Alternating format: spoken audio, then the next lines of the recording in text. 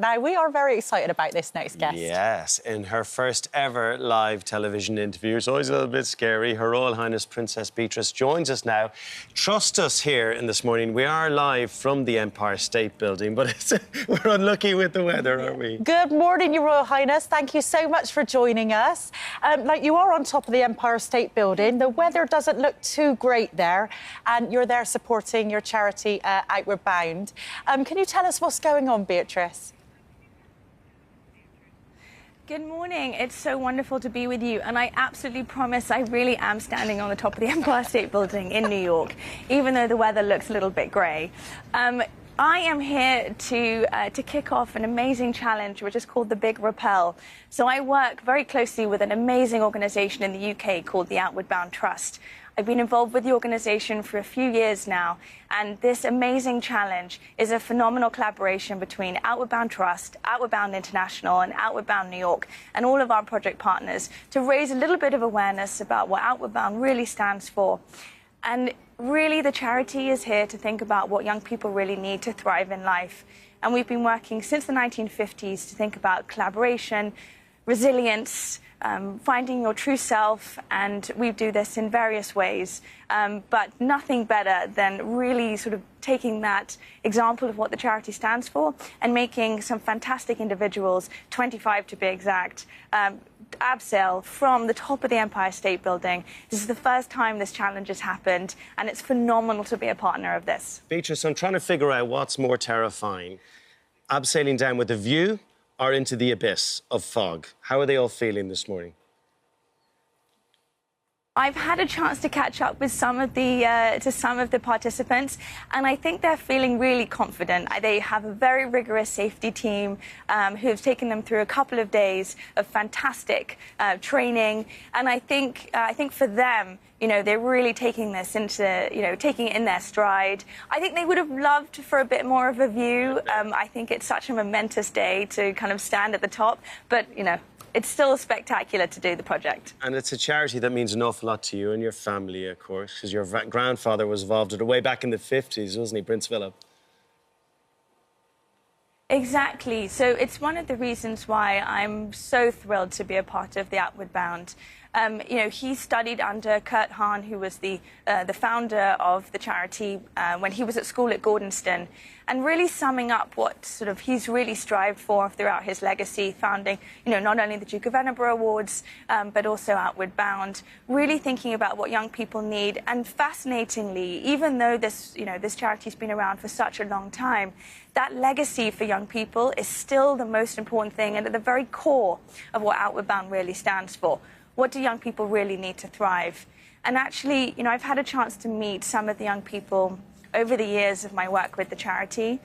And sometimes it's a case of, they can come out of their comfort zones, they're taken on these amazing adventures, and in some stories, they're seeing stars for the very first time. Oh. And that really is what the charity is all about. It's taking those opportunities and giving them to young people. And how high up are you at the moment, Beatrice? And would you fancy an abseil yourself? Oh, goodness. So the wonderful thing about being involved with the charity is I've taken a whole charity approach to this one, and I'm really thrilled to support the participants. But I'm gonna let them do it today and cheer them on from the very top. But today's the perfect day because you don't know how far up you are. It's one step. I have no idea. No idea. But, the Empire State Building is such an iconic building as well, so it's pretty wonderful to kind of feel the history. It's been around since the 1930s, and, so no better place to collaborate than on the top of a beautiful building like this. Your mum took a big step into the unknown this year when she joined us on the sofa and presented part of the show. Did she enjoy herself? She absolutely loves working with this morning team. I think it's one of her favorite things to do.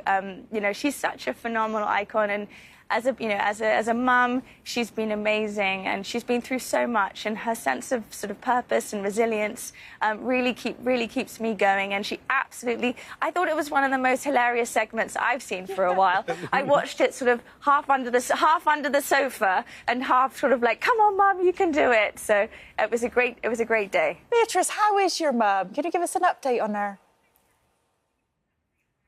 She's doing really well, thank you, Josie. Yeah, you know, she's had a bumpy health scare last year, but no, all clear now. And I think at 64, she's thriving. She's been through so much, but I think really now she's sort of coming into her own. I think we're just reminded when any parent or individual has a sort of a health scenario, just really get the checks that you need to get, and as early as you possibly can. And I think both my sister and I are so proud of her for taking those steps to get those checks, and it sort of really modelled our health sort of considerations on that. But we're really lucky in the UK to make sure that you can get those checks as best you can, and hopefully we can do as much as And Beatrice, be there to support each other when anyone goes through a healthcare That's scare. been the message from all your family, because it's been a tough year for all of you, hasn't it, across the board? And it's interesting watching you all come together and supporting each other. It's been heavy going, I know. And will you send your... And there's nothing more important than family.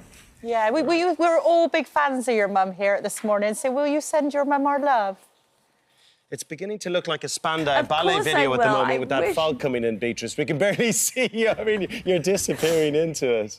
I know. I'm still here. Of course, I will send your mum, my mum, your best, and when I'm back in the UK, maybe we could do something together. Oh yeah, we'd love that. We'd absolutely love that. Yeah. You're a big fan of New York. Is it your second favourite city to London?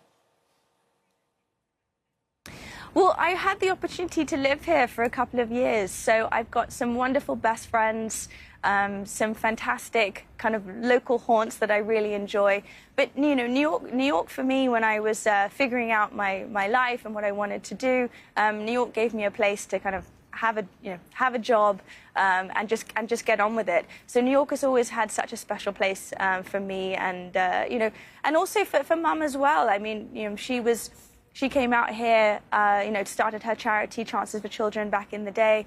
And so New York for us has always been a great city to spend some time in.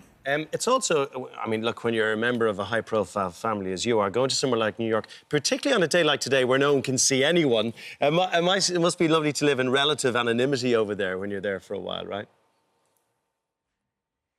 Yeah, and I came to New York for my job, to go and sit in an office and do the things that I've been really passionate about in technology and digital inclusion. And so these are one of the reasons why New York really kind of created that environment. And I learned a lot. I was quite young when I was here, so I was really excited to have that opportunity. But now very happy to be back in the UK with my family as well. And do your children spend a little time there, Beatrice, as well with you? My little ones are phenomenally excited about coming to travel, but my daughter is 2.5, and I haven't yet braved the international flight. and how are they? And I suppose as a parent, you realise the importance of doing activities like this. Yes, I'm as a parent, when I think about some of the opportunities that Outward Bound gives to young people, it even more just sort of gives them that sense of determination. Young people these days are having to go through so much with social media and with the debates around screen time, and actually we just need to make sure that there are places like Outward Bound which are phenomenal, offer phenomenal programs to make sure that every child gets the best opportunities to think about confidence, resilience, and these sort of essential life skills that mean that any challenge that they can look at, we can give them and sort of a bit more support. And as I said, I've had a chance to meet some of the students that have been supported by Outward Bound, and even in New York, listening to the stories with Outward Bound schools, I'm just so inspired that something that has got such a phenomenal legacy is still relevant today to make sure that young people have what they need to thrive. Beatrice, I know you're not doing your first abseil today, but you have done your first live television interview. I cannot believe it's okay, your first live. You're amazing. Thank you so much. Oh, thank you, Princess Beatrice. You're very kind. Oh, thank you for joining us. I still cannot believe this is your first live broadcast. You've been incredible. Lots of love to all the family and everything they're going through at the moment. OK, take care of yourself. Thank you so much. You're very kind. Cheerio. Take care. Bye, Beatrice. Bye-bye. Thank you for visiting our This Morning YouTube channel. Now, we upload new content every day, so go ahead and hit that subscribe button so you don't miss out. And we'll see you in the morning.